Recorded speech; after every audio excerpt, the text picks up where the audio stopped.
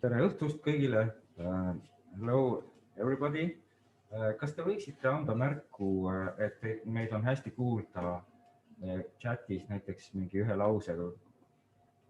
Could you just let us know in one sentence in the chat if the sound is okay?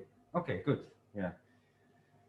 Here I switched to English because we have English speaking people here. And just as a small introduction to the series, this is Ensemble U sitting here with Kerri Kotta in the middle as a guest. And we are at the moment in Tallinn, Estonia. It is very cold. As you can see, we are wearing all these jackets and stuff, because in the bar we are at, in Estonian Composers Union bar, it's a bit chilly, but nevertheless, we are very enthusiastic about the subject.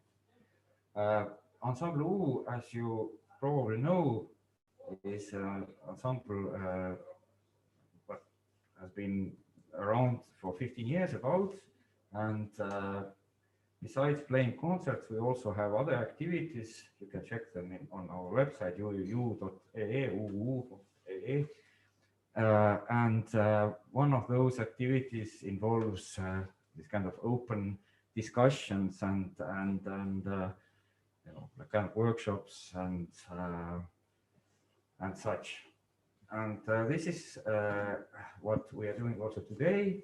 We have actually organized the series, as we call it, Residentuu, residency, already 2-3 years, and it has normally been around composer or certain composers' music.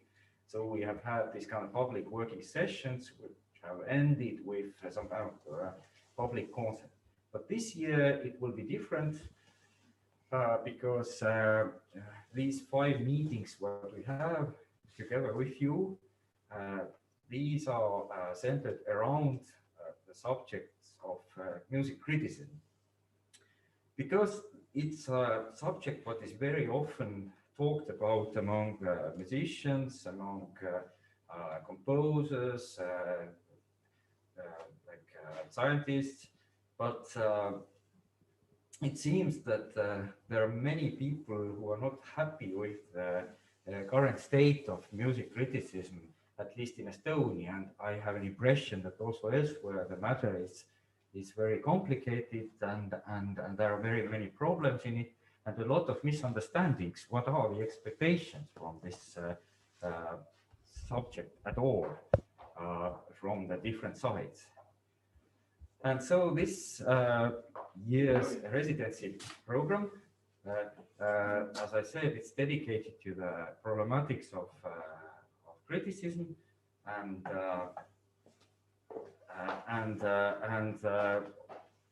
all kind of subjects related to new music critics. In the first opening session, we have invited Jeremey, our friend from Canada, and Kerri here in Tallinn to join us. We would like to start this opening event with trying to map, where we are in this music criticism, how do we understand it even, and how to kind of define it or what. And also we would like to maybe briefly discuss what are the expectations from different sides to it. And then Jeremey has prepared also a small speech or a small talk. Yeah, talk describing the situation of music critics or how it has changed over the last decade. But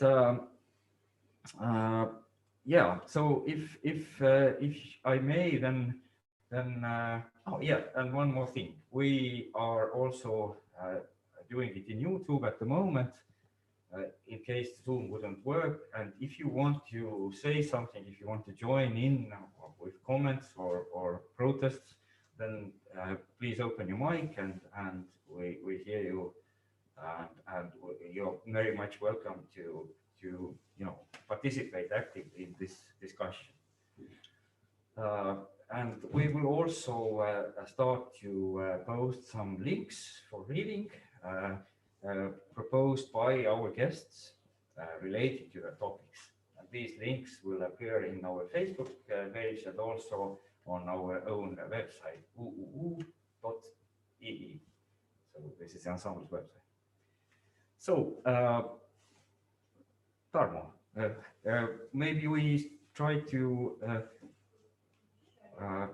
or we let Jeremy do the talk first, and then we go to the questions. Yes, I guess we have a lot in our minds. We had quite a nice discussion already before and many of these days, and I think it's already working in a way that we have already this communication and sharing of ideas. But maybe as a good starting point, Jeremy, if you will, maybe join in and we'll listen to you. Sure. Can you hear me okay? Yes, very well. Great. Wonderful. Thanks for inviting me, Tarmo and Tavi and everyone. It's a real pleasure to be connecting with you from Canada again and taking part and being involved in your ongoing activities. So I'll just introduce myself super quickly and get on. I've prepared a small little PowerPoint presentation that I thought would be helpful in opening this this kind of discussion in the series. So I have some questions, that are I kind of thought would be good to as a way of generating some dialogue, and I have some you know some more kind of specific things that I wanted to bring to the conversation, just as a way of illustrating some of the you know, some of the thoughts that I've been having about music criticism since Tarmo asked me a few months ago, I guess, to take part in this. But so I look forward to hearing everybody's thoughts. But so my name is Jeremey Strachan. I'm a musicologist based in Ottawa, Canada. And I work on a number of different kind of research topics, but related to kind of contemporary music and experimentalism and so on. But I think my connection to Ensemble U and Estonia is the work that I've done on Udo Kazanets, who celebrated his centenary in November of 2019 with a conference that I think probably several people here were aware of or at. So one thing about Udo, aside from being an Estonian-born, Canadian-based experimental composer, was that he was also a very prominent music critic, actually, which preceded his reputation as a composer. And in many ways, he's more known outside of his sort of community here in Canada as a critic than he is as a composer. So I'm going to talk about him a little bit. So I'm going to share my screen. I have a PowerPoint here. Let me just call that up. Let's hang on a second.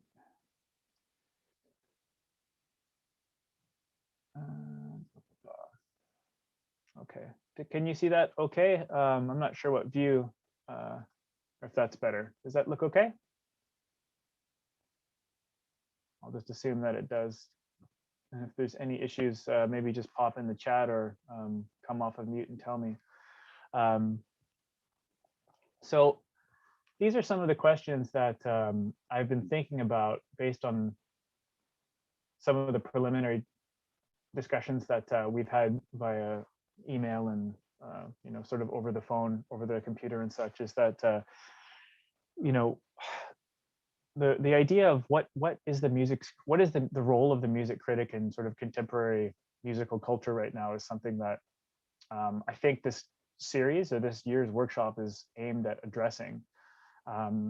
Where is the kind of trajectory of the critic, and where has the kind of critic come from, and how has that role changed? And I guess before I go on, I also just want to say thanks again for allowing me to talk in English and doing this in English. It's obviously makes things a lot easier from my perspective. So, how do we define the role of the critic? And some of these words here, and I hope they're clear. I hope the translation is clear. But the differences between the idea of music criticism, musical critique, or the idea of musical criticality. And when I say the word criticality, I'm not just trying to sound smart or anything, but it's this notion that the music that critics are writing about, I mean, it's not just about the idea of offering, the criticism of it, but thinking about and kind of refining, I guess, the way that we think about music in a more critical lens, I guess. And to me, that seems especially relevant in new music criticism or experimental or avant-garde music, whatever you want to call that, because it seems like the role of the music critic in this particular kind of field is as one of almost like a translator and sort of making the incomprehensible more comprehensible or digestible or palatable to the supposed lay person. And that kind of, translates or flows into this other idea of like, well, is a music critic then, are they somebody who's like a gatekeeper or an arbiter? Like, are they a cultural arbiter in the sense that are they the ones that are sort of there to legitimize any particular music composer, performance, composition, practice, genre, and so on and so forth? And how has that role come into play in the last 50 years? When did the music critic become, how did they evolve into this position of authority? And that's one of the readings that I suggested people take a look at was thinking about that.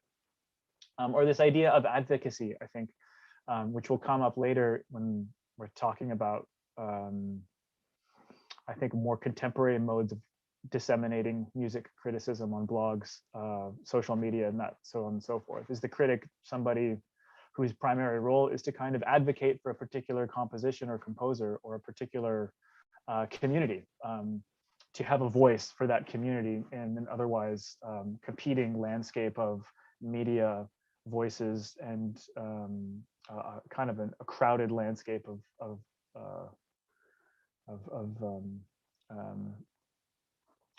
venues, forums, places for expression, and so on and so forth.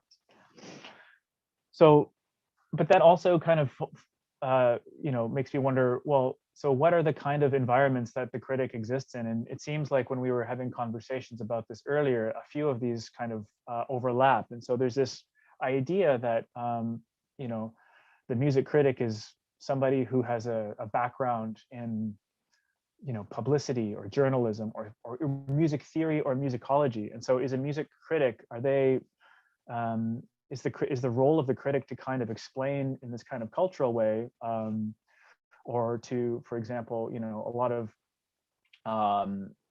of analysis is considered criticism. They have to explain what's going on in a piece by Stockhausen, or they have to explain the musical processes that are happening in, Reshevsky or complexity, new complexity music, that kind of thing, right? So that sort of assumes that there's a kind of theoretical aspect to it. But then there's this whole other side of like, well, the critic is different from the theorist or the musicologist in the sense that the critic is somebody who's kind of operating in more of a journalistic or promotional kind of capacity in newspapers and magazines and blogs, journals that are more trade-based and not academic journals. So there's that kind of dimension of music criticism as well too, right? So it's interesting when we sort of really think about what the role of the music critic is and how it's evolved. It's a little bit more complicated than simply just saying somebody that's writing about music or reviewing concerts. There's all of these other aspects.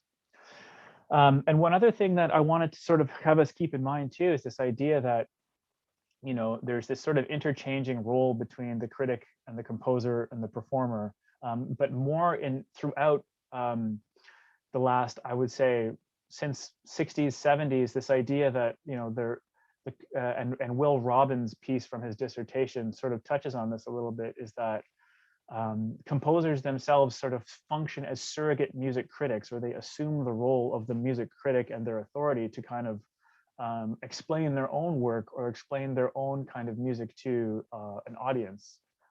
What the that author of the the article in the Journal of American Musicology that I that's posted on the website talks about the music lover, the average music lover, and some of these other things too. The idea of a critic as a gatekeeper, interlocutor, sort of somebody who has to translate to me, that seems really resonant.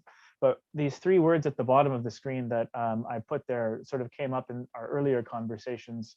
This idea of infrastructure, influence, and impartiality. So that music critics operate not in a vacuum or not in a kind of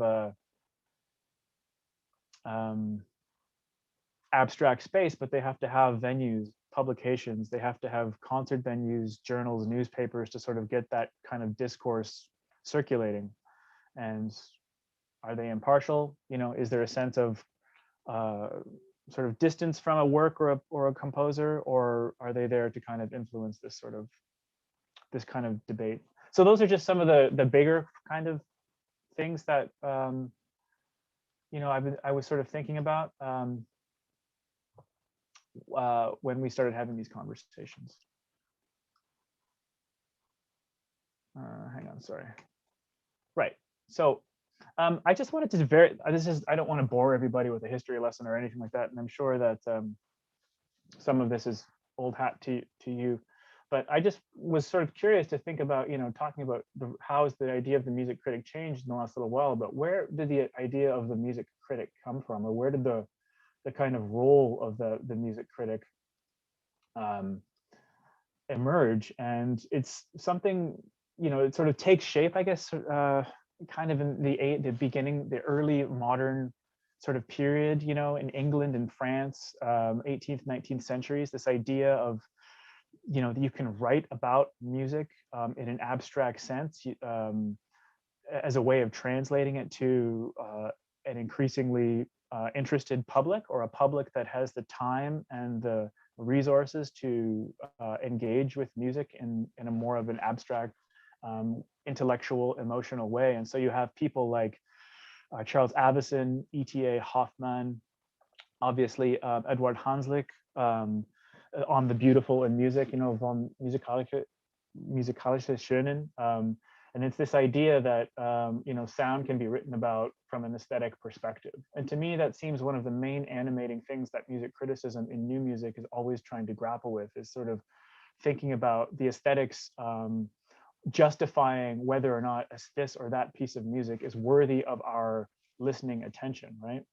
So it's this idea that there's this idea, this activity of listening that is in of itself something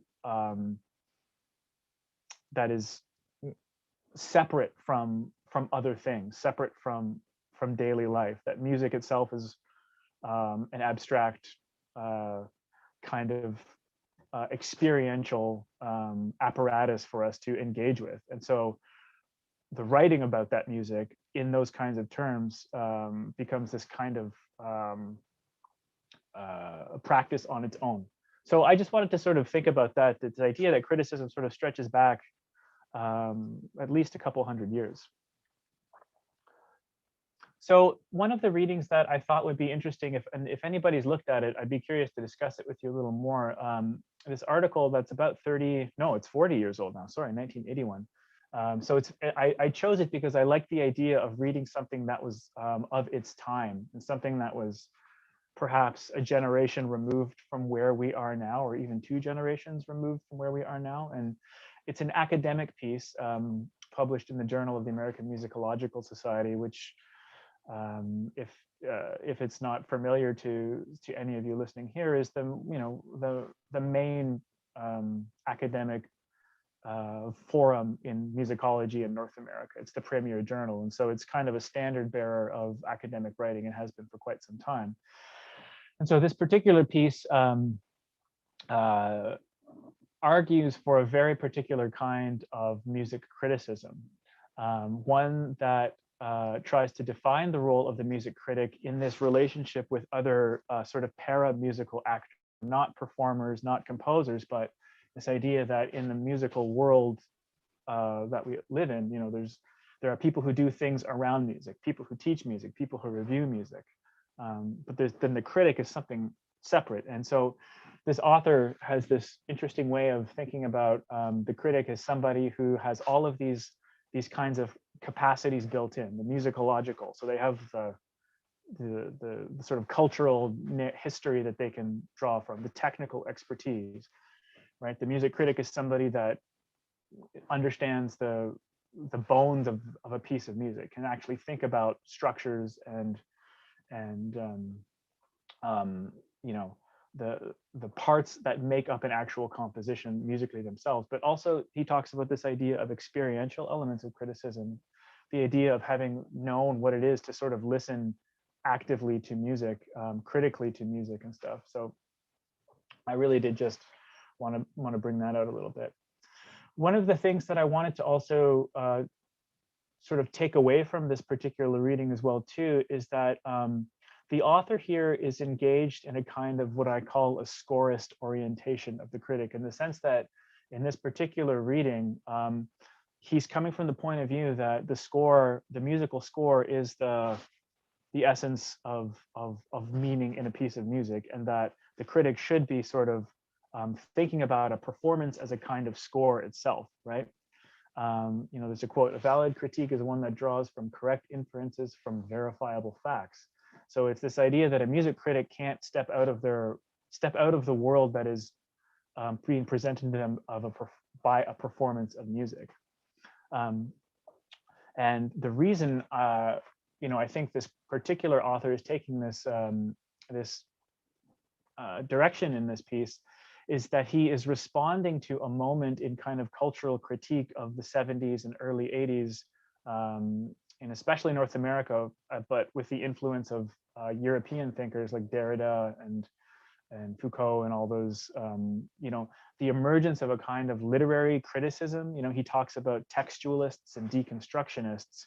And I think this particular author is trying to push back against that kind of this sort of overwhelming authority of interpretive freedom in literary studies as it's being applied to music. And he's saying, listen, we need to step back and we need to really remind ourselves that the role of the music critic is not to sort of overshadow what's happening in a particular piece of music. The role of the critic is to kind of present that meaning in the music in a way that remains faithful to that composition. And I just thought it was funny. He talked about the Freudian Dutchman and the Marxist Nibelungs. You know, that's a little shot against, you know, literary criticism and deconstructionism and textualism and all these kinds of trends that I think we're starting to, you know, kind of determine where music criticism is headed.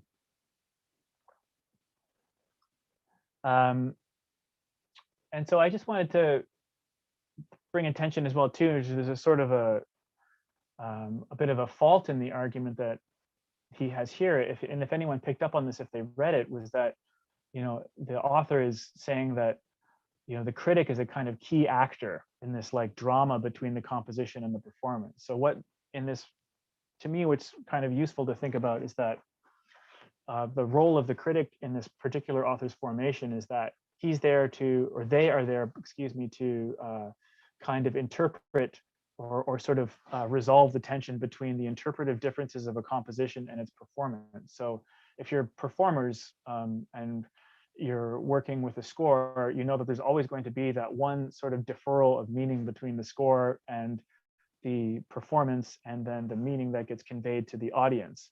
And so the critic in this author's formulation is an important part of that kind of chain of process of transmission to say, here's what's going on in the performance and the composition for the listeners, so that they can understand that there's all of these complexities and, you know, deferrals or meaning and interpretive, you know, kind of aporias here.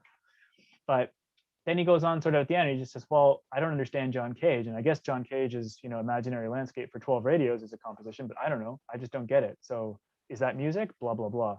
And I just thought that was an interesting way of, you know, thinking about, you know, new music and experimental music, and sort of the way that the critical authority can kind of get lost in that sense. And so that's why I put up, you know, is there a limit to the kind of music critic? So I wanted to maybe bring things into a little more focus by talking about Udo Kazimierz just a little bit. As I mentioned earlier on in my talk, Udo Kazimierz, aside from being a prolific Cajun-influenced composer who settled in Canada in the post-war period and became a kind of important figure in experimental music, certainly in Toronto, but also in Canada, and made connections all through North America with people like Gordon Muma and Cage himself, and all of these communities. Was a prolific music critic, and that's kind of how when he started his musical career in Canada, he was a bit of a journeyman, a do everything kind of guy. He was a conductor, he was a teacher, and then he got a job at the Toronto Daily Star, which was one of the major newspapers in Toronto at the time and in Canada, and started as a concert critic reviewing local music events, and eventually became a staff writer with his own column, which allowed him to sort of editorialize or write more of a kind of an opinion to sort of present his view of music rather than just writing concert reviews, which is what he initially started to do. And so over the course of the 4 years, he became this kind of influential figure in music criticism in Toronto, as a kind of progressive thinker, as a kind of advocate for modernism and for the avant-garde, really. And one of his main projects as a critic, and it eventually got him fired as a critic from the Star, was that he became increasingly more enthusiastic or zealous about new music and trying to update listening culture in Toronto. It's this term that I kind of coined a few years ago when I was writing about Udo, that he was part of activating this listening culture in the city. Following his work at the Star, he wrote, you can see here on the screen, these are just some of the other places that he wrote. There was a magazine that existed for a while in the early 60s called the Canadian Music Journal. And interestingly, as soon as John Cage's 1961 book, Silence, came out, Udo wrote an extremely long and thorough review of it, which is remarkable that something so extensive appeared in a Canadian publication that early. So he was reporting not just on local concerts, but also on broader changes in music, which are, a part of his role as a critic. And again, you can just see some of the other places that he wrote, but a couple highlights: Musical Quarterly and Source Music of the Avant-Garde. Again, he was publishing in in publications that had an international audience. So the Musical Quarterly was a significant academic publication, and he was reviewing the Avant-Garde Once Festival that many here will probably be aware of in Ann Arbor in the early 60s, a really important kind of annual festival for experimental music that sort of happened throughout the 60s. But from the 80s until the 2000s is where his writing kind of changes, and he starts to publish regularly in Music Works, which is a long-running experimental music magazine in Canada. It's been around for 40 plus years now. And his writing, and some of these examples are also on I gave them to put up on the Ensemble U's website, just a snapshot of some of the things that he was writing about. So his music writing was, his preferred genre for music writing was, text pieces, poetry, critical opinion essays, in-depth interviews. He would be critiquing a composer, their ideas, and eventually his writing became a little bit too unruly for Music Works, and he was also fired. He was let go from that position after 30 years of writing, because his interpretive I guess strategy for music criticism became a little bit too much for the magazine to handle. So that's just a quick overview of how Udo was working as a music critic over the course of his life here in Canada. And I put this little slide up here as well too, just to give you a visual idea of some of the pieces that he published. And you can see images of Udo there from his time at the Star in the 60s. And I think I put up this slide when I came to Tallinn in November 2019 to talk, so it's some of you may have seen it before. But I wanted to highlight here, if you can see right in the middle, there are two blue highlighted spots here in this one article, and this is from 1963. And I just simply wanted to show this kind of ecosystem between composers and music critics. So here, if you can see that, there's a piece that Udo wrote, just a short, he filed a concert review for the Star as a writer, staff star writer Udo Kazimierz right here. But then right here is an incredibly negative review of his own concert that happened the night before, Men, Minds, and Music, which is one of his early sort of experimental music projects, avant-garde music series in Toronto. Actually, it's considered to be the first avant-garde music series in Canada that he was involved with. So it's just sort of interesting to me that you can see, even on the same page, there's this kind of tension between the critic and the composer and how these debates were sort of playing out.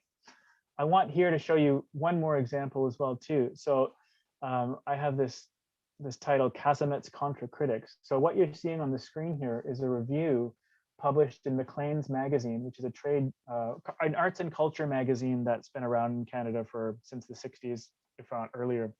But this is a review of a happening or an event that Udo Kazimierz put on in 1966, part of his Isaac's Gallery and Mixed Media concerts.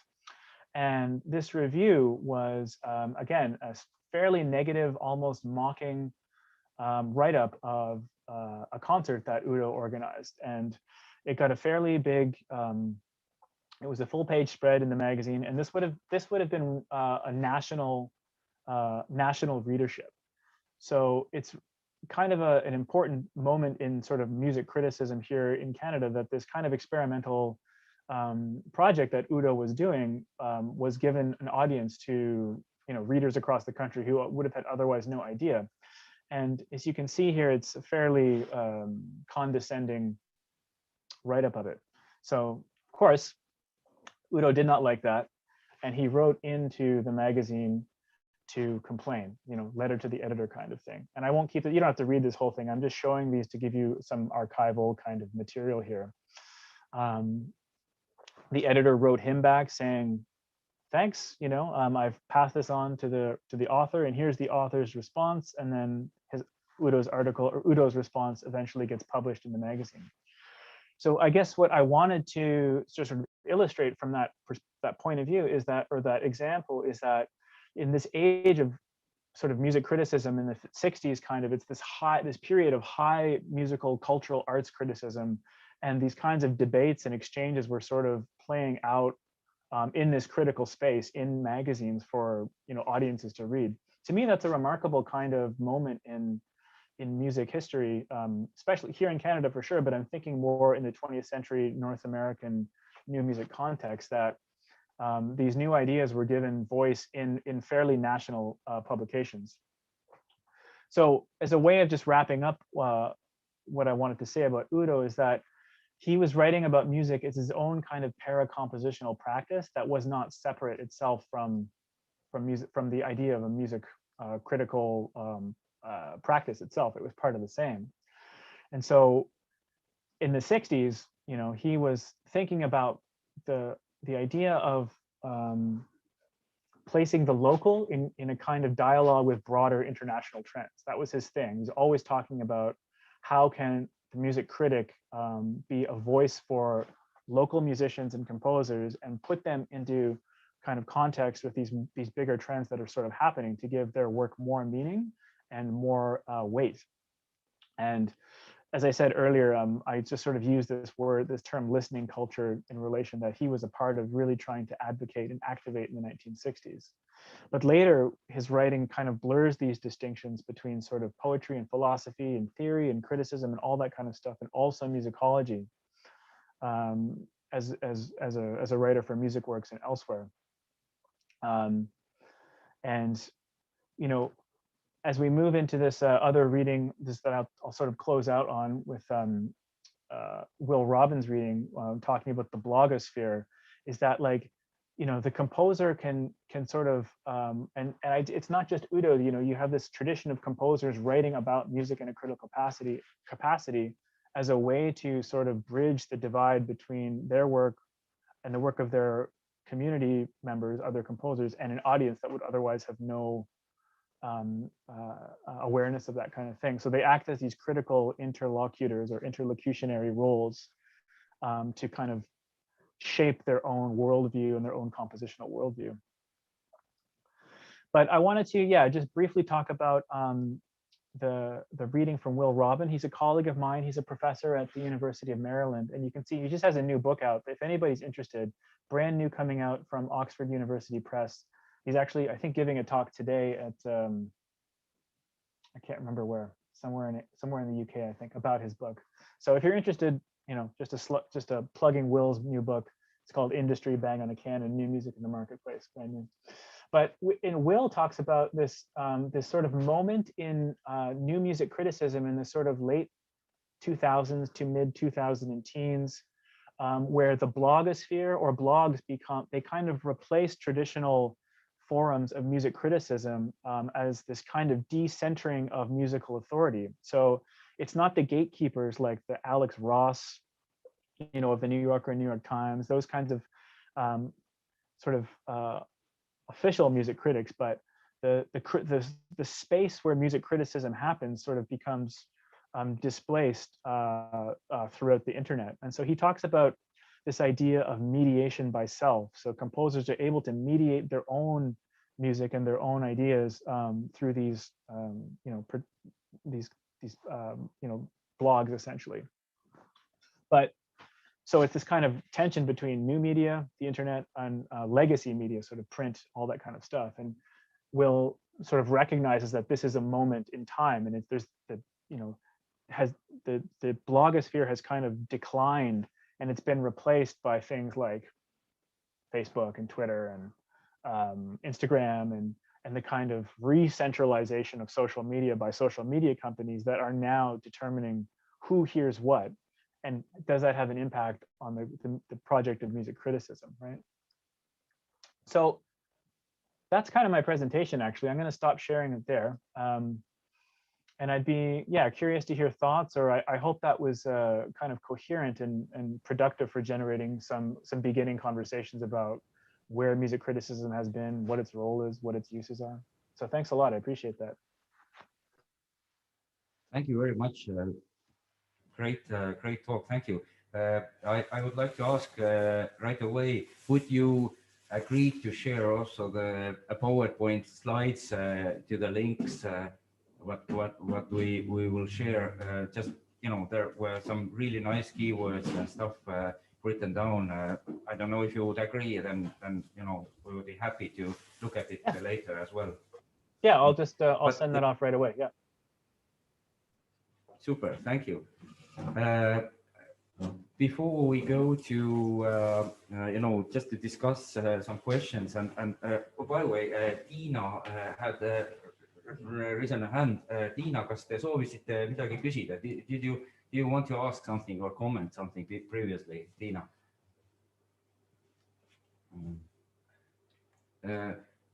Maybe no. I take it as a no. Yes. But yeah, before we go to the some terms and some questions what we have, I would ask maybe directly from our guest, Kerri, whether he would have any comments or thoughts after Jeremy's talk. So I give a microphone to Kerri for any comments there might be. Yes, thank you, Jeremy, for this. Maybe I just will comment on a bit from our Estonian perspective. Well, and maybe I will focus on this article by Cohen you actually mentioned several times and reviewed shortly. Yes, that's true that actually Cohen considers to be let's say a proper critic, the third type, which actually who is a music lover, yes, essentially, and who is trying to explain another or try to uncover for another music lover what the musical piece is about. But yes, he mentions also so-called two other types, the reviewer and then so-called the teacher critic. Well, as far as I understood this article, Cohn didn't say that these two types are not, I mean, these activities cannot be related to the musical criticism. I think they have their part, but I think that the focus, I mean, the first part of the article was that actually it depends on the audience. I mean, what the audience you are referring, because the reviewer, I mean, it's a kind of different task. I mean, the reviewer has to, yes, he has to introduce a piece of music or CD or performance or a book or something else to the wider audience, and in doing so he has to use words or the style which is approachable, I mean, which is accessible to the broader audience. So his task is to tell the audience whether this book, performance, CD or work is worth listening, worth buying, and so on. But it still includes kind of criticism in there. And then there is another type, so-called a teacher critic, whose actually audience is mainly the professionals, I mean, the musicians themselves, and therefore such critic, I mean, his task is to actually help, yes, as Cohn put it, yes, puts it, help a musician to perform better, help a composer to compose better, and so on. So his target is professional musician rather than the listener. And finally, the critic proper, so to speak, who loves music and whose audience is mainly other music lovers. And of course, all these types exist also in Estonia in a way, but of course, I mean, it's different kind of critics. I mean, the reviews are mostly in bigger papers, yes, I think, in Estonia. Short stories about new releases, something like that. I don't know how many, I mean, today. So the proper criticism, I mean, can be mostly found in our cultural journals and weeklies, SIP and Teatermuusika Kino and so on. But of course, these kind of criticism also blurred with this called teacher critics, which is quite many of our so-called reviews or critical articles are, I mean, the target is quite often professionals and not so much music audience as such, I mean, music lovers. So, but I think, I mean, from Estonian perspective, I mean, these types are not, I mean, they are not so distinct as they maybe are in the Anglo-American world. Well, but another point of view I wanted to comment on, because you just touched slightly the history of criticism, and if we take our so-called post-Soviet situation here, then quite many of this, which you referred to as the music criticism, or which Cohn actually refers to as the music criticism proper, is actually something which was, I mean, long in Estonia is considered mostly the main field of musicology, because, I mean, the musicology became so-called independent academic kind of activity or scientific field only recently, which means that mainly, I mean, throughout the 20th century, actually the musicology, I mean, the main task of the musicology was considered actually to review, to introduce the new composers, the new works to the audience. So the main, let's say, task of the musicologist was just to the criticism to be informed music lover or music professional who then informs the audience about the new music.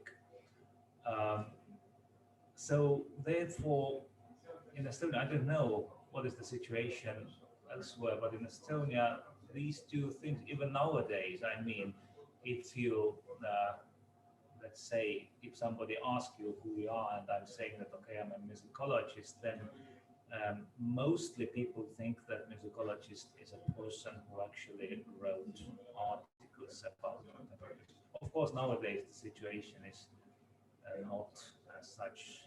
I mean, Estonia, not anymore. Nowadays, I think most of our musicologists are not primarily concerned with contemporary music and writing about contemporary music. Yes, so okay, but maybe I will stop here now and maybe then we go on with that kind of comments from Estonian perspective. Yeah, thank you. So if we try to kind of clarify or map the territory where we are, so as far as I read the Cone article, and I would really recommend it to read to everybody here who hasn't done it yet, then it seems that he really makes a very clear distinction between review and the critique. And if I'm trying to put it in Estonian, then it means review. We don't actually have a very good word. We thought of arvustaja because there are many Estonians now here online. But I think arvustaja is not also the good word. Maybe kajastaja we found in the Cone sense. Somebody who is describing more and then maybe giving some judgment to it. But as we understood, Cone was referring to reviewer. Main purpose would be to how to say, basically marketing, just explaining whether this, just that the reader would see whether this was the music he would or she would have wanted to hear, or to know that this for future, that this would be something that I would want to consume, so to say. Whereas critique is a much broader term and much deeper term in that sense, if I understood Cone right from this article, just in very simple ways. But in Estonia, if we come back to Estonia once again, I don't think we've also had this kind of blog culture blooming in a way it has been happening in some other places. Yes, of course, the blog culture was kind of popular in 2000s, and we all seen it happening, but I don't think we've ever had this kind of music critique blog that would be popular or people would follow. It might be so in some other field of music. I mean, like maybe I just don't know. Maybe it has been in the folk music somewhere, or maybe in I don't know, in some pop music situation here, but definitely not in new music or classical music or such. So this is something that we never had. Yes, maybe we should. This is another question. But if we would try to come back to this issue of critic and the reviewer and such, so I didn't understand, Kerri, would you agree with this classification? And if you do, then my proposal would be that in Estonia mainly we have in common sense reviewers, like that. This is what the vast majority that we read from even the dedicated magazines of culture are actually reviews rather than writings by critic in the common sense. Would you agree? Maybe you have quite high standards, I think, because well, I don't know, in so-called classical or serious music or contemporary serious music, yes, I think that, well, perhaps not. I mean, if I think of reviewing music, then I think if you take it, I mean, as an Anglo-American world, then I think we have some reviews. I mean, we have a kind of review culture based on only a few authors, but mainly on more popular music. You can find some, yeah, new releases, CDs, some people, I mean, yes, reviewing these and then recommending or not recommend, even assessing them then with stars, how many stars you put, for example, and so films and maybe and so on, but not so much theories of classical music, which is understandable. Estonian society is so small. I think that the Estonian situation is quite unique or special because we are so small, which means that yes, we have our cultural weekly SIRP, which is meant mainly for so-called serious criticism. I mean, so that this is not a marketing, but you really, I mean, articles and papers are welcome, which actually discusses the works being performed in depth and so on. But of course, usually it's not the issue, and quite many texts we can find are just, let's reviewing what was going on in the concert, what were the works being performed, okay, and maybe some impressions about the concert and so on. So mainly, yes, these can be more classified as reviews, more like review, more than critique. Because if we take this term that critique is actually, I mean, the main task of the critic is to uncover, I mean, what is going on in it. I mean, let's say we have a performance of a new work, then the main task, according to Cohn, as far as I could understand this article, is that he or she tries to uncover the idea behind that work. So which means that he or she should be at home, I mean, at least understand its structure, and then also, I mean, and in order to be able to assess the performance, because if you don't know what it is, then it's also quite, I mean, it's very difficult to say whether it was performed well or not so well, because what it means to perform something well, perhaps to convey its main idea to the audience. I mean, if through the performance this main idea is conveyed to the audience, then probably it was performed successfully or so-called well. So, which means that yes, there are quite big demands for the critic.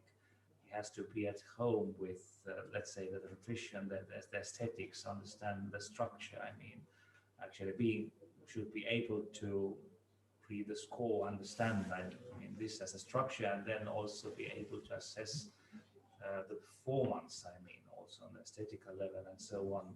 And of course, if we say that all these elements or aspects should be there in this article written as a critic, then of course, perhaps we do not have very many. Yeah, yes, but then you mentioned, I think I like very much what you said, that I might have very high standards about it, or maybe too high was what you were saying. But then again, us as artists, we are demanded to have the highest standards, right? And then this leads me to the question of the kuidas autoriteet on inglise, authority, and also responsibility of the critique. I liked very much the Jeremy's example of Kasemets actually writing back to the critic about disagreeing with the article what was written about his concert, you know. And I don't think we actually have this. Well, as I understood, this was also a quite particular moment, also in this Canadian situation. But I couldn't recall anything like that in Estonia, that somebody would have written back, or we don't have this kind of discussion culture in that sense. I think that would be actually very interesting, because I just want to give a small example from my own recent musical career is that one of the biggest newspapers in Estonia, Eesti Päevaleht, published a review, I think it's called Review, about a festival where I also did perform, and the reviewer referred to, and again, I don't want to be misunderstood here that it's not about the fact of being a positive or negative review, but it's just the responsibility, talking about responsibility of the critique. That the reviewer actually didn't understand what pieces I was playing on the concert, and referred to a piece as a long and boring improvisation, which spoiled the impression of the whole concert, which otherwise was appreciated by the writer. My musical activities are very much involved with improvisation, and therefore this wasn't an improvisation she was referring to. It was a piece written by a composer, a premiere, what we prepared with the composer, and referring to my playing as a boring improvisation actually might potentially, well, and let's exaggerate just for a discussion's sake, might actually harm my image as an improviser, which I think for me is an important part of what I do as an artist, right?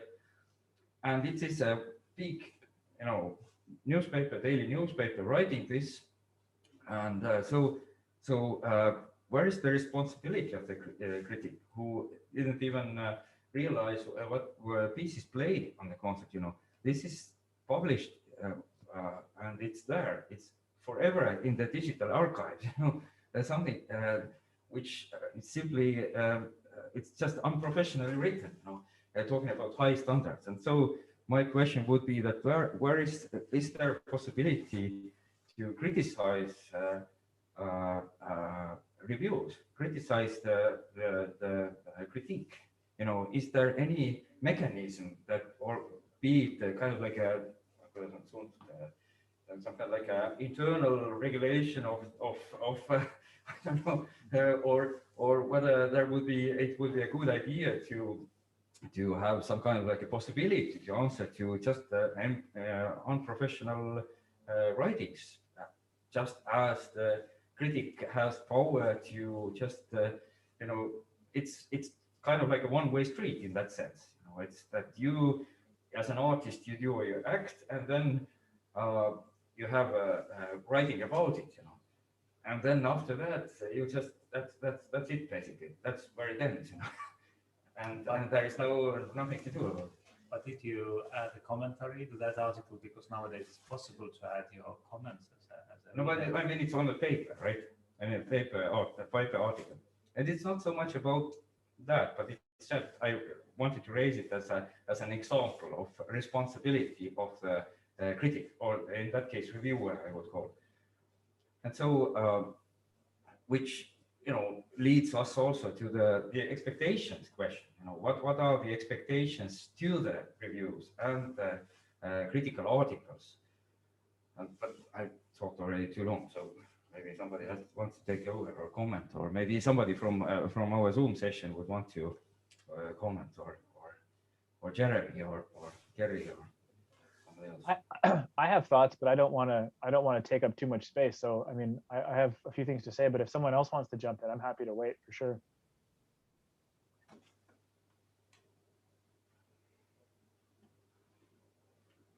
Well, it sometimes happens actually very rare instances that there is a critic about something, and then there is a response, and maybe there is the response of the response, and so on. In social media nowadays. Right? Yes, in the media, media. Well, but not very often, and not in music so far as I can remember. I mean, not in classical music at least, so that there are some. So usually, yes, unfortunately, I mean, that there is an article and that's it. I mean, it would be also interesting and also very truthful for a critic himself to get kind of feedback, is it adequate or not. But I don't, well, but this question of responsibility, I don't know, this is also a kind of question of the editor, I think, of the newspaper. I mean, when he or she asks somebody to write something about, then probably, because you see, it depends on the main editor of the, I mean, if there is an editor of cultural, I mean, music or theater or culture in more general, maybe, then he or she should be, I mean, professional enough to know who are the potential people, I mean, who are actually able to write about this. But anyway, these great, let's say, big papers, they mainly represent the review culture, and it's not very often that you find something more substantial, specifically. I mean, especially when we're talking about new music, which is even the very specific phenomena of musicians. I mean, quite many musicians don't understand contemporary music, and but in the big papers, it's really a large audience, and this review culture. I mean, this whole article. I mean, there actually, yes, the reviewer. It's all. I mean, its target is a wider audience, which means that it takes. I mean, it's a very different position. It takes. So he takes the position that as an ordinary person, you probably don't like this concept. I think maybe you see, it's a review. I mean, because it depends on the audience. I don't know whether it's responsible or not. Well, of course, another issue is your own taste. I mean, how much it plays. I mean, of course, what you are doing, it's dependent on your taste. But as I remember, Cohn actually put it quite nicely that yes, the taste is there, but this is not actually the main focus of the critic. You are not expressing your own taste, because if you're just expressing your own taste, of course, it may be adequate, but you see, it's not very valuable for others. Okay, then others say, okay, you like this, you don't like that, but you see, this is not very valuable as a kind of, I mean, the critic in its proper sense should be maybe the, well, the Cohn put it very nicely that it's quite the same as the performance, I mean, the musical performance of the piece. It's just a performance, but now you are using words. So, and as such, it has some value. I mean, it has, I mean, then it gives you information how such thing can be, I mean, appreciated, how it can be accessed, how it can be approached by a listener, and then it has a value also for others. But if you're just expressing your personal taste, then it's, so I don't know, I am not familiar with the article you were referring to, so I don't know, but yes, it very much seems to be. I can also put up the link if somebody is interested. And about the discussion and communication, we are definitely, I think, we are interested in dialogue with our ensemble and listeners and critics and composers. And then with the series of the Residentuu, we definitely try to a little bit enliven this situation. And our last meeting in the series in April, end of April, is after our concert in Estonian Music Days. And it's an open discussion, an open critique of our concert. And people are really welcome, either professional writers or music lovers or who have come to the concert to come here, and we can criticize the concert. And also next meetings are in March, and then in the beginning of April, we will have concerts before the meetings. And also, so we can touch the concerts and then also build connections between the actual playing and music and what we think. So I think it's very important to share the ideas, and also just in the talk or a pint of beer after the concert. It's extremely important. So, but the relation to the music, I think this is what is the most important. We were discussing before and then tried to summarize, and maybe we can go on now with ideas that we musicians or performers, what do we actually need or expect from criticism? Yes, I think it is the question where musicians get really passionate about, and I think there is a major misunderstanding in that musicians would be expecting positive review of their activities. I think we are a bit over it as a group, I guess, also, and as individuals. And it seems that the artists I'm often working with, or we are working with, are longing for a partnership or discourse and the discussion. This is what we feel is lacking a lot in at least in Estonian context, and this is like we've had many times situations where we just we wish that the critic would come to us to talk to us, to argue, to I don't know, protest, to ask for scores, and I don't think ever anybody would have come to us to see the scores. As you mentioned, I mean the critic. As you mentioned, new music critique might be slightly different from certain other music critics, right? And if we try to define what makes it different, obviously it's the lack of certain interpretation tradition of the very pieces played, because they are just new or they are premieres or so on. There is a context, true, but there is no history in playing that very piece, right? And so it's also I think that laying this context is something that we are expecting from the music critic, because I think we deeply believe that music critics' role is to be like a part of this really musical scene, this kind of like a network of blood circulation. I think that's at least how I see a role of the music critic, to be a partner, to have a discourse with, rather than a reviewer who would market my future projects. And so I don't know. This is my opinion. I don't know if somebody has any.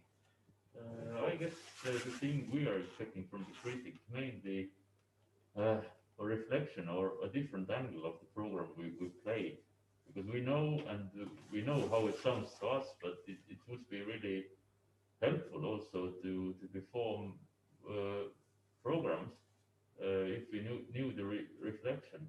And the thing we also expect is the same amount of dedication to the critic as we do to preparing for the concert. So I have seen not in Estonia, but as we discussed, I've seen not only a couple of times performing abroad, that the critics also are joining in the performances. And the rehearsals. Rehearsals. Sitting there in the scores and also asking questions during the rehearsals, and this might be also useful in Estonia, I guess. But this leads us to the very painful question: why are the music magazines and weekly magazines asking for reviews rather than like more complex articles, critical articles? And I think we all might know the answer, which is probably money. Because I guess writing more complex articles they take more time, they are much more time consuming, they are much more expensive. We could understand it when talking about some just daily magazines, but like some cultural magazines, which are anyway not so much dependent on the money of publicity.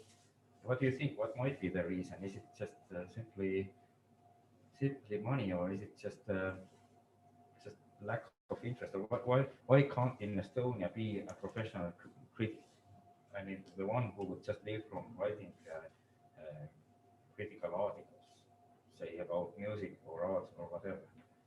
Yes, the one reason is very simple, I think. Yes, there is no person, I think, in Estonia who can just earn living by writing critics. I mean, theoretically it's possible, but that means that your output has to be so enormous, so fast that actually no one is capable of. But do you think there would be an interest for such a position if it was financed properly? Or would there be, it's in such a small scene as we are, do you think it would be even possible? Or it could be, it should be then supported by some fund or state or... Would it make sense, do you think? Of course it would make sense, but well, it's, yes, I think, but it's hard to find money for that because, yes, I think the one problem is definitely that actually the criticism, I mean, it's more like, I mean, coincidental, random, I mean, which means that because there are no persons who are especially dedicated to musical criticism, maybe only except editors from different journals who try to find authors, but then sometimes they have to write themselves because they have this position. Maybe they are then so-called critics who earn their living from, but they do also editorial work as well. But just freelance critics, yes, I don't think that's possible to earn living in Estonia. So this is of course one problem. Another problem is probably, yes, that we are so small that actually, I mean, there are very many areas. I mean, only speaking about culture, and there are not just enough, I mean, people, I think. Which means that everybody has to do very many different things. I mean, nowadays also musicologists, you see, in order to be, I mean, one thing, at least my personal thing is that, okay, when I want to teach at that music academy in Estonia, then it means that also have to produce so-called scientific articles, which are quite different. I mean, published in scientific journals. All other articles or other text I wrote, they are worthless. I mean, in this system, I mean, if you just write 1.1 or 1.2 articles, which is the highest level scientific peer-reviewed articles, then it's okay. But all other activities, they are not. I mean, from this system. At the same time, quite many of our, let's say, professionally educated musicologists, they also, at least not all the time, but occasionally they do other work as well and writing other things because we know that you just, I mean, in Estonia it's not possible to focus only on one field. There are very several fields. So I think it's the lack of. Yes, and myself, I'm also feeling that sometimes, I mean, there are rather narrow time limits, and then you have to produce quite a lot, but you don't have time, you do not have resources to do that, because anyway, it's a kind of side activity. Yes.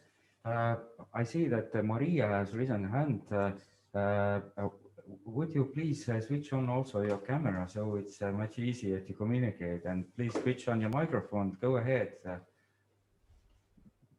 Hello.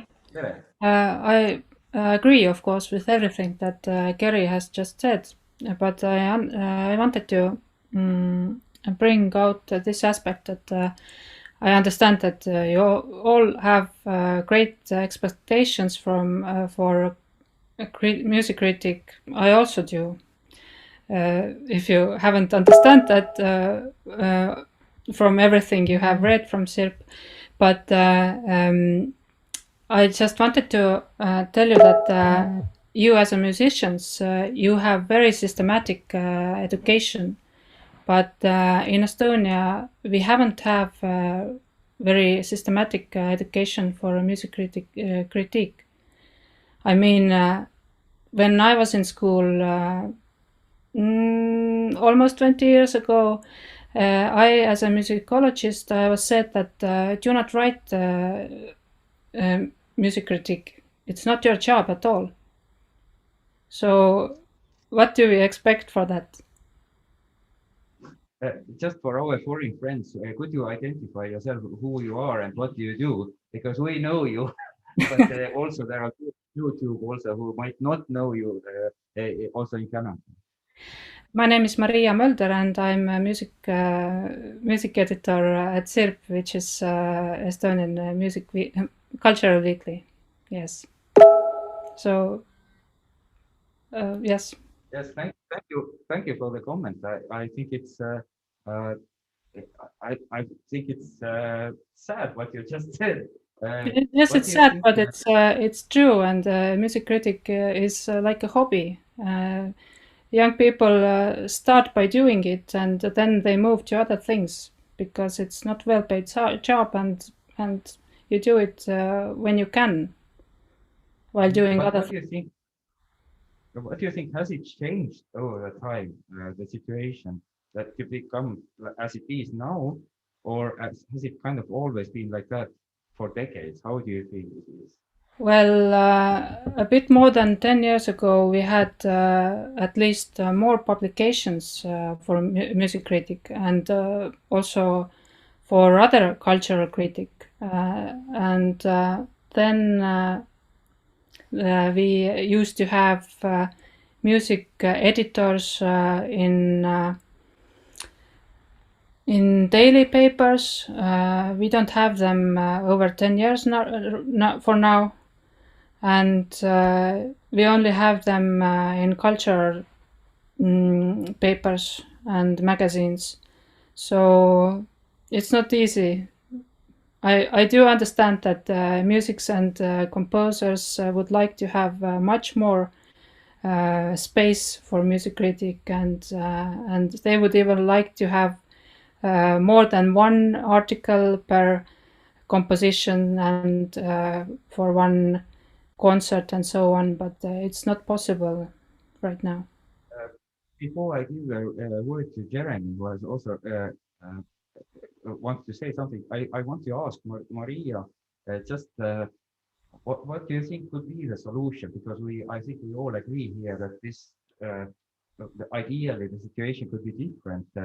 For example, I'm just provoking, as an idea. So just what do you think? Maybe when I don't know, applying for money for the concert, maybe the concert organizer, for example, could also, or all the players, they could also apply for money for critical article. I mean, of course, it sounds like I would be buying a good review. No, I mean the contrary. I mean, I don't want to know who would be writing it, but I would want to have a dialogue or how could it be done? Do you see any solution to the situation, or any ideas how it could be changed? Because also in our academy we actually do have a music critique seminar. As far as I know, it's not enough probably to study it, but any thoughts how it could be changed or done? I'm afraid the situation is more complex, and yes, the one thing is that the money is not helping to have all the concerts and compositional works in the papers and magazines. The space is also the issue. But another thing is that we have so few people who are able to write, and there are situations then I or some other editors are searching for right people who have time for a long time. Yes, but then it's a strange paradox. We are living here then in Estonia, and that when we have World Music Days, I remember people saying that it's a complete anomaly here. We have so many composers and enthusiastic players and all that, but as a critical side, we don't have so many. I mean, as a paradox, after the biggest new music festival we had in Tallinn ever, I don't remember seeing many articles about it written afterward. I can't remember one, to be honest. Maybe I'm mistaken simply, but it's just that there is this kind of anomaly here in that regard as well. Would you agree? Well, if I'm not talking to myself or too long, I'm back in the start where I was beginning in the beginning that we have systematical education for musicians, for composers, and so on, but we don't have systematic education for music critique. I mean, yes, there is a seminar, and I have put my time in this as well for a while to put practical part in this education. But this is not enough. And there are very few students in there. Okay, so we are here over to but then Jeremy, would you you wanted to comment on something? Sorry, I kept you so long. Please that's ahead. Okay. Yeah, sure. I know we're kind of getting close to time, so I won't speak too long, but I just had some reactions to some of the discussion that's been happening over the last half an hour, actually. And I know that, the question is, what's the solution? And I think, that's a pretty tough question. And I think, one thing I would say is that I bet my inclination is that David Dax, who will be part of the event on April 13th, part of the workshop, he'll probably have a lot to say because he's done all of these things that we've been talking about. He's been a reviewer, he's been an editor, he's been a promoter and an artistic director at one of Canada's premier sort of new music environments, and concert venues, excuse me. And he's kind of done this sort of these roles for a long time. So I imagine that he's going to have a lot of insight on sort of the pitfalls and the kind of possibilities and setbacks that we're kind of chewing here. But what I did want to say was that we've been talking about, there's Maria, you were mentioning, there's no systematic education for music critics in Estonia. And I mean, I think that's, certainly here. I mean, I'm also a musicologist. I've been through all kinds of, I've been through 3 degrees in music, from under bachelor all the way to a PhD. And, we don't, it's just not, it's a kind of profession. The idea of the music critic is a profession that sort of circles around all of these other systematized institutional things. So you have musicologists and you have journalists and you have performers and you have composers, but the space where music criticism happens happens in all of these kinds of spaces, in the sense that a music critic has to have this fluency, this ability to kind of write with enough authority and enough kind of musical and cultural kind of knowledge that their perspective is a little bit more informed or something like that than the quote unquote listener or whatnot, which itself I think is a problematic assumption. So I want to just benchmark that. But one of the things that, again, if I can just bring it back to some of the examples of Udo Kasemets from the 60s a little bit, is that what's changed dramatically is the media landscape has changed so fundamentally in the last 50 years, where major publications with lots of money and influence, newspapers, magazines, their sort of their hold on the media landscape has shrunk, in the same way that print media is dying, print publication is becoming more specialized and streamlined. And so what you have is the space where this kind of music criticism once predominated, where there once was perhaps not in Estonia because of its size, but I mean, even Canada's a big country, but it's a small-ish population for the size of it. But there was a time where we had professional music critics who made a living as a music critic. But now the that is an age long gone, and it's very rare that you have somebody who only does this kind of thing. And so the space where music criticism happens is kind of disseminated and found its role in other places, which is, Tavi, you're talking about the review of your concert where the critic got it completely wrong. When you think about it, that's now an historical document of that performance. And so when I was doing research on Udo Kazimierz for my PhD thesis, my main primary documents were the histories that exist in the newspaper articles and critical and reviews and concert reviews and music columns.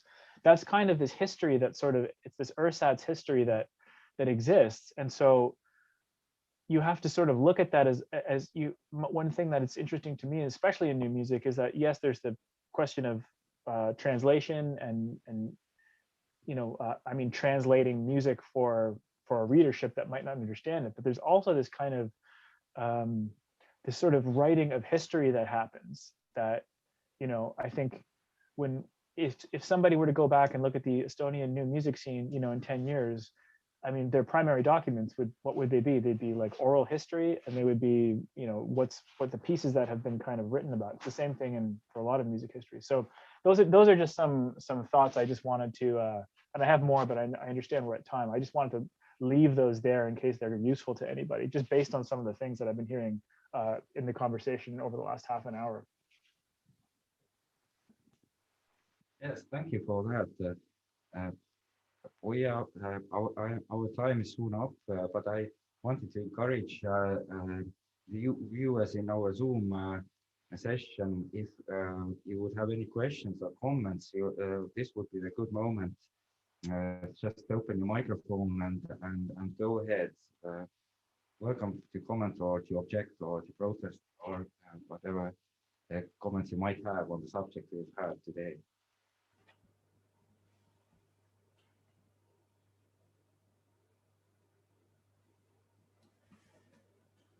But if there are no active comments there, or Tarmo has probably. No, I'm actually saying some words about the meeting, the next one, that is exactly in 1 month, 9th of March.